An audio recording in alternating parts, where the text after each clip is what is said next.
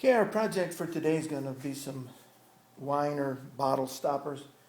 You can pretty much make them out of anything. I usually use scrap I have laying around the shop. This is a piece of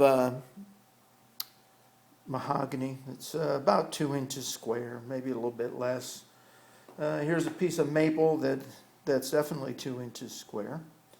Like I said, you can make them out of anything. This was a remnant of a curly maple blank for a pepper mill, so I just I cut the edges off and got a 2-inch square. They're about 2.5 inches long, so that's another one.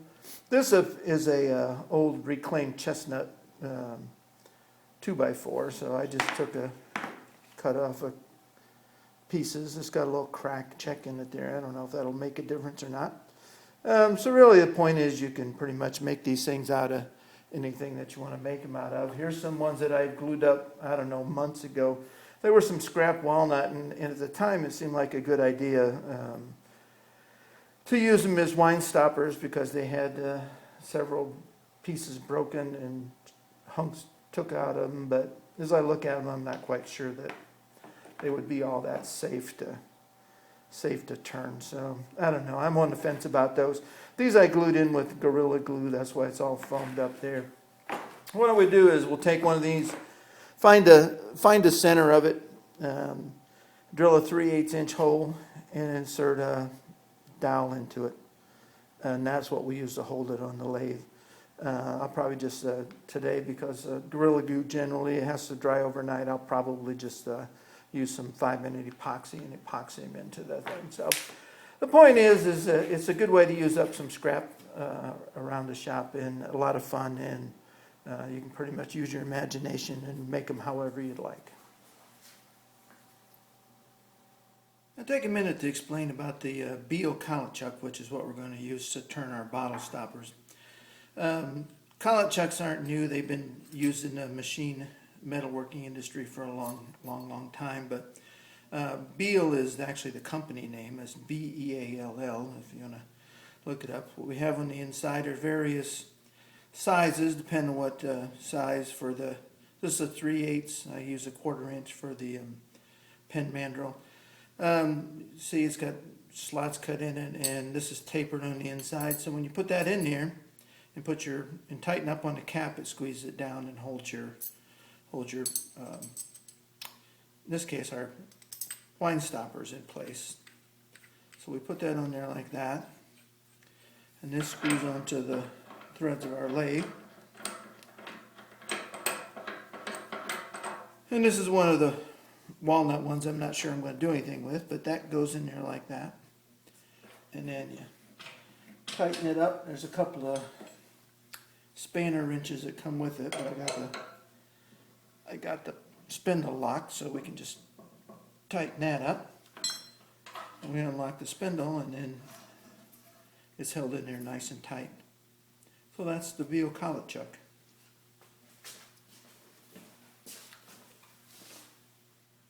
Okay, I think we'll go ahead and see what we can do with this piece of walnut, even though it's kind of wonky looking. We got to remove a lot of wood anyway. So the first thing I like to do, because this was that Gorilla Glue, you got all this foam where the glue foams out down there in the center. I'm gonna clean that up, and then that way I can get the bottom of the wine stopper up against the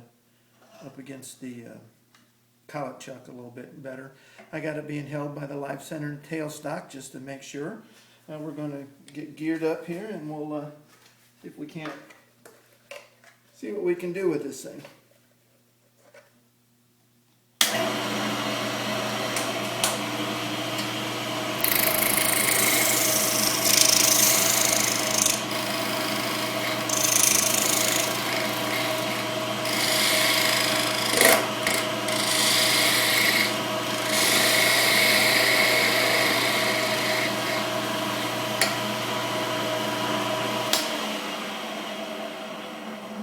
There we go, that's all there was to that. So what we need to do now is move this back a little bit, get this out of the way. See if we can loosen up our collet chuck. Yeah, that's still not. There we go. What we do is just push that in some more so it's tighter up against the collet chuck, and that'll help keep it a little bit more stable, hopefully. Tighten this back up. We'll bring the tailstock back up. Put it back into our center that we had. Tighten it up a little bit. I'm going to use a spindle roughing gouge just to get this thing round. And this might be one of those where once we make it round, we'll look at it and say, well, it's really not worth keeping. So, but we don't really know yet till we. This was the one of the three walnut ones that I had. This was the one that had really no checks in it, even though it was missing a piece of the wood there that fell off somehow. So let's take the spindle roughing gouge and make this thing round.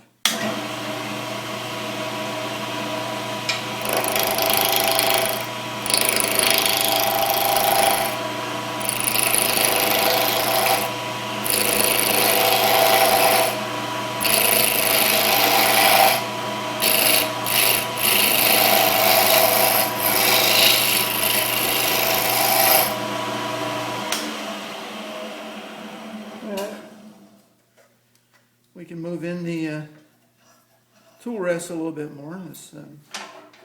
The main thing to do is to avoid getting a catch on these, because the way it's being held in there with it nice and tight is pretty unforgiving, and you can wind up twisting that dowel either, if not all the way off. You can certainly do it enough damage that it's not worth keeping. So the goal is always no catches, but in this particular case is very important. So.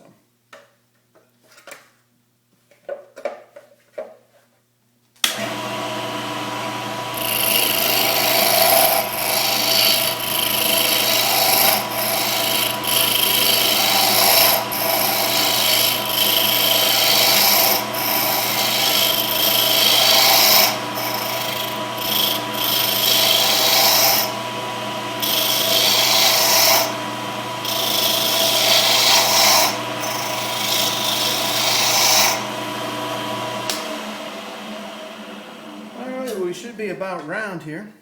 Yeah. Alright, well, you can see we just got a little bit more right there, and then we'll, that looks good, because we got to turn, this is the part the cork goes on, so that's got to go down quite a ways. We pretty much remove the tailstock now, we got it round. This is always where I run into a little bit of an issue, because it's like you need to be creative with these things, and unfortunately I don't have a lot of creative imaginary thoughts when it comes to making these things. So I got some pretty standard types that I make, so we'll go ahead and make one of those.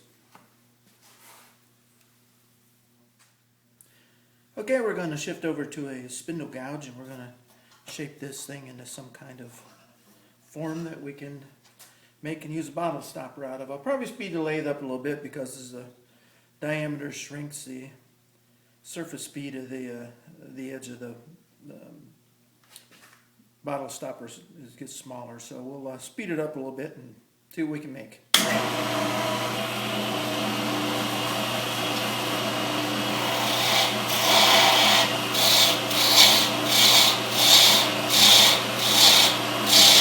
got a lot of wood we need to get rid of here, which we got to get a lot smaller down on this end. Like I said, these things are really, you make them however you want to make them.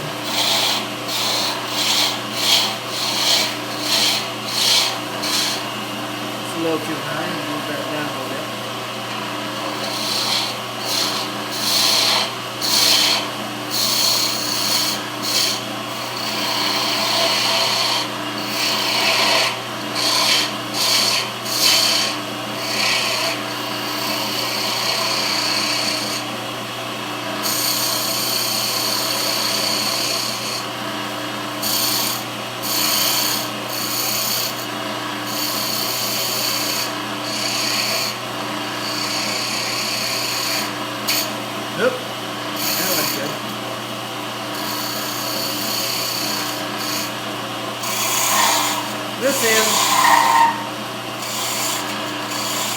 We got to remove the dimple that was put into it by the live center, so we're going to make this in round.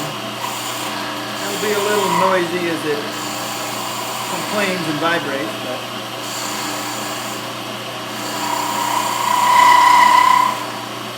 it's all right.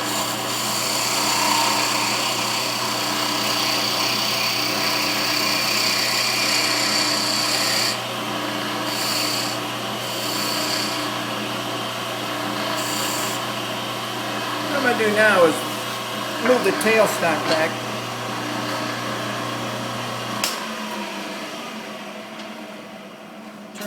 Turn the lathe off and reset our tool rest. I said I need to clean up the end of this because it's got a dimple in it from the live center. Actually, what I'm going to do is, one of the things I like to do is take a piece of part of a cork and put on the bottom so that I can actually see to what diameter I need to turn this part to. So let me get that.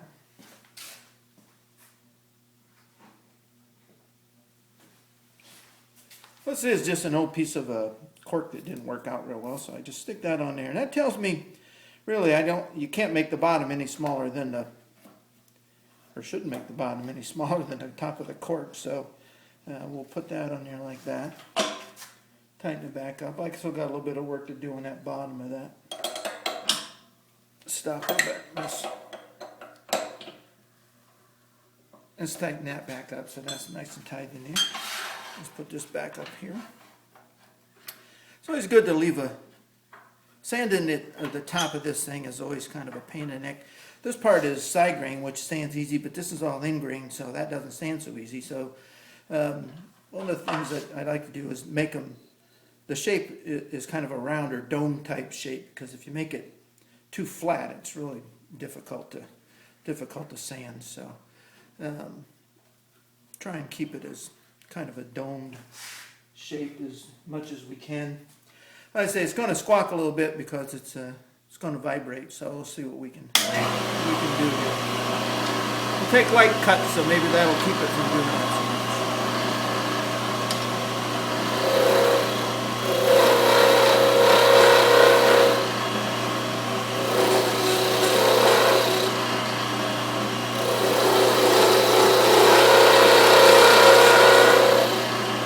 One of those situations where you may want to turn the sound down on your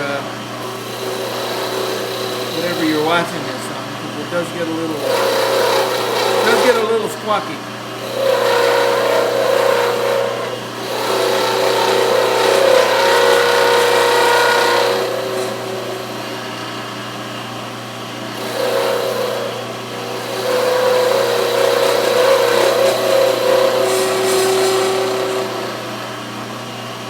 Almost got that removed from there, so we'll take a couple more cuts.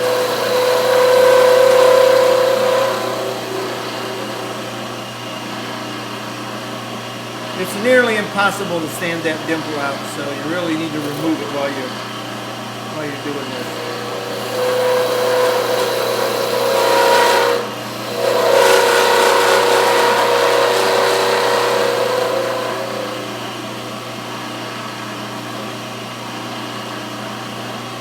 Let's see how we did. Okay, we got that out of there, so let's go back and do a little bit more shaping on this side here.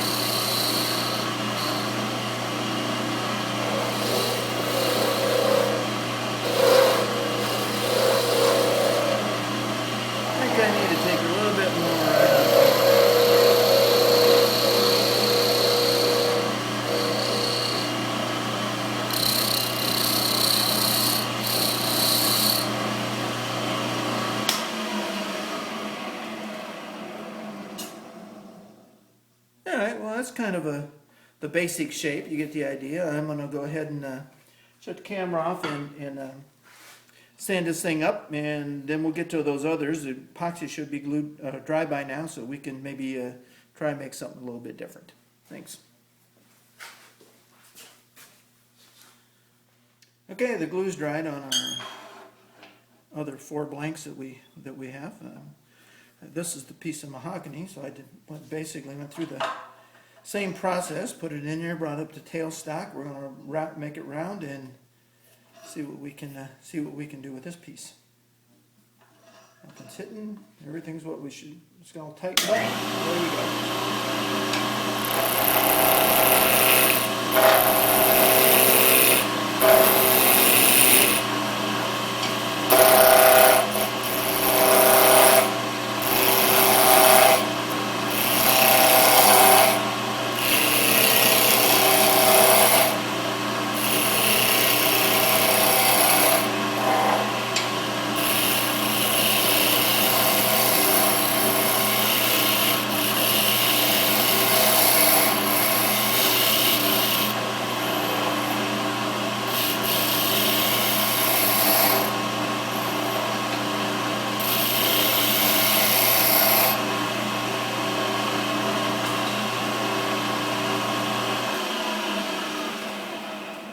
We should be round, which we are.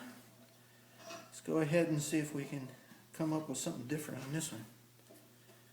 I don't know. Like I said, it's a challenge for me sometimes. There we go.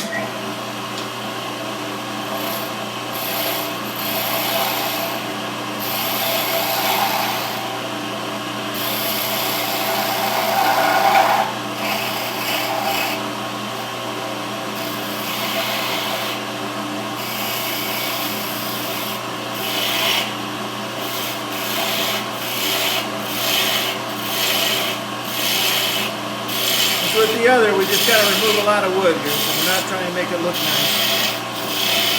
Just trying to get it down to the size and shape that we want.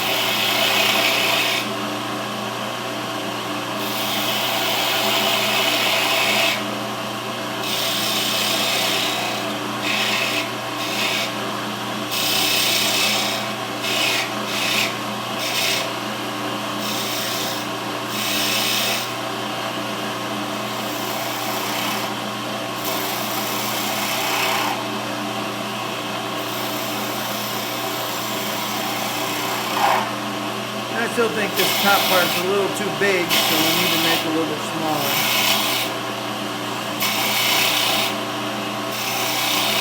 This has got to go down quite a bit.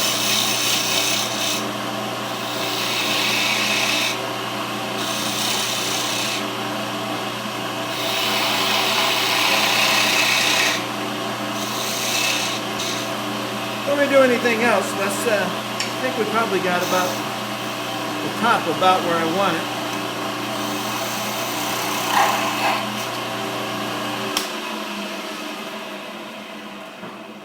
I think I got the top about where I want it, so let's put a couple beads or something up here and see if we can maybe put a little decoration at the top of this one. Then we can finish the bottom part, and then we'll take the tailstock back and clean that up and maybe avoid some of the squealing. So we'll put a couple of beads on there, maybe one here.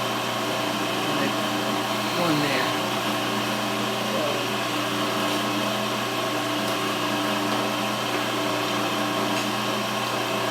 I'll take the skew once I found it, and we'll cut in there on those lines.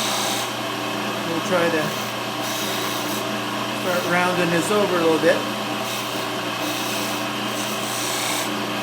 Skew's not one of my favorite tools to use, and there's a high probability that I'll probably mess this up.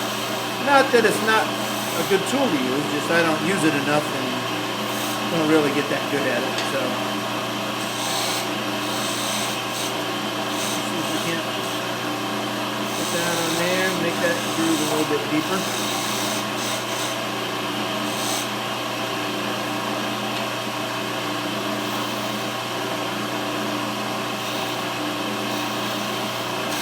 Yep, see? I think this to a 3/8" spindle gouge. That makes me feel a lot better. And we'll finish off these beads here.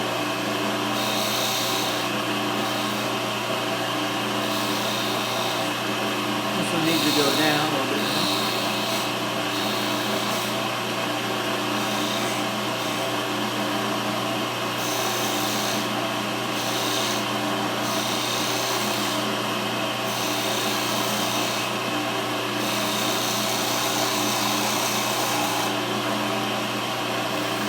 Get them all to be about the same size.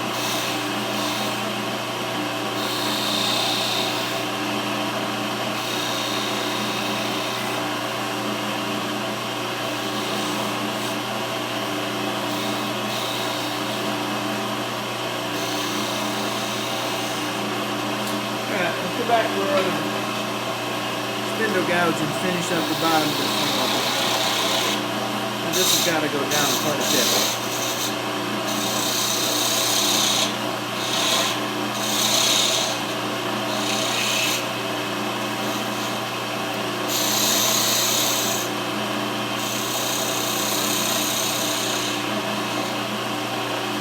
Top part needs to be cleaned up. Let's not do that.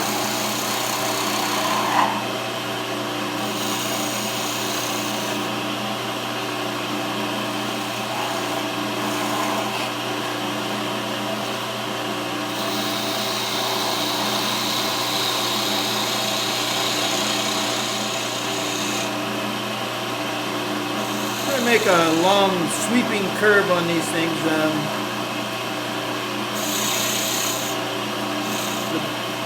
The closer you get it to the way of the final look, then the easier it is to sand the darn thing.